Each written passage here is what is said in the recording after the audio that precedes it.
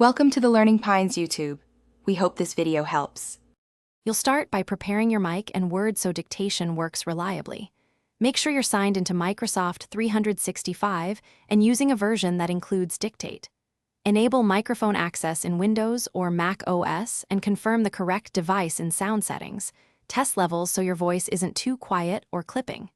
Next, open your Word document, go to the Home tab and click Dictate. Once done, you'll see the red recording dot. Speak a short sentence to verify. You should speak clearly and at a natural pace so Word can follow. Say punctuation out loud, for example, comma or period, and use new line for paragraphs. When a phrase is complex, pause to let the engine catch up, then review and make corrections by selecting text and re-speaking or typing. If you need another language or a different microphone, open Dictate settings and change the language or input device. This reduces errors and speeds up your workflow. To finish, click Dictate to stop recording and read through the text for context and grammar. Speech engines misplace homophones and capitalization. Make quick fixes with undo or by selecting a phrase and re-speaking. Then run Word's editor for grammar suggestions.